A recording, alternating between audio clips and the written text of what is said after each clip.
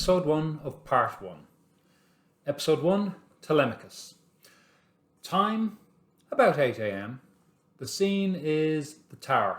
It's more specifically the Martello Tower in Sandycove.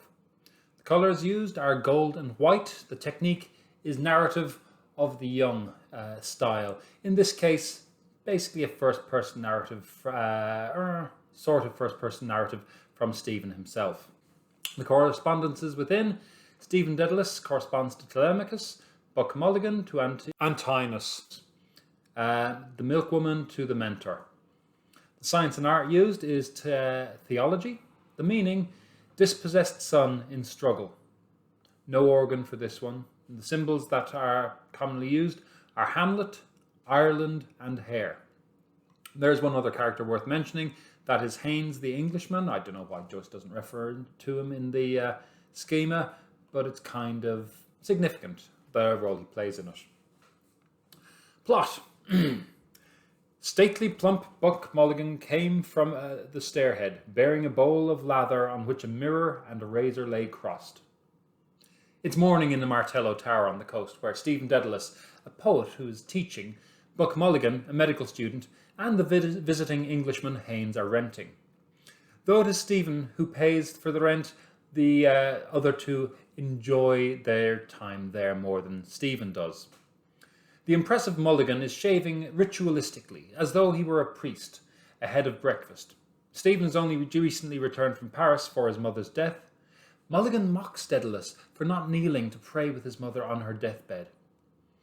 With breakfast, they realise that the milkwoman hasn't come yet and grouse about the possibility of tea without milk. She does come though, and after some banter, they take the milk and pay her. Haines chastises both Mulligan and Dedelaus, and to be honest, all of Ireland, for not being more Irish and speaking Irish. He also speaks of the German Jews being England's problem. Eventually, all three make their way to the local bathing area, where Mulligan nods acquaintance with one or two, and then himself he goes for a dip. Dedelaus leaves them with the key and makes his way to work. This is a fun chapter. A couple of quotes I particularly love from it. Obviously the opening one.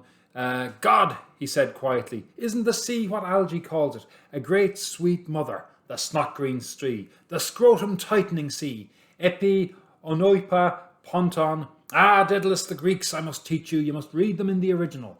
Thalata, Thalata, she is our great sweet mother. Come and look. Oh, my name for you is the best. Kinch the knife blade. Pooh, Buck Mulligan said. We have grown out of Wilde paradoxes. It's quite simple. He proves by algebra that Hamlet's grandson is Shakespeare's grandfather, and that he himself is the ghost of his own father. As regards the odds and ends of the chapter, it starts not dissimilar in style to A Portrait of the Artist as a Young Man, Joyce's previous book published in 1916. It also features Stephen Dedelaus, who is kind of Joyce's character in his works, particularly this Stephen hero, which is partly lost because he threw it in the fire, and Ulysses. Buck Mulligan is in reality Oliver St. John Gogarty, who used to live in the Martello Tower where Joyce stayed for about 6 days in September of 1904. It's a short walk from the 40-foot, which is formerly a men's-only bathing spot, and that's where Mulligan goes for a dip. Oh, my name is the best for you, Kinch the knife blade. Now, according to Joyce's biographer, Richard Ellman, this was Gogarty's name for Joyce. Kinch, supposedly, is the sound a knife makes going through paper. Now, Gogarty is an interesting character. He was very much a famous man back in the day in Ireland. He told his acquaintances that he thought Joyce to be mad and that Joyce had killed his mother by telling her what he thought. According to Joyce's aunt, while the rest of the family was kneeling around her on her deathbed in August 1903, neither Joyce nor his brother Stanislaus knelt down. And long, still toward that twilight comes love's old song, and love's old sweet song.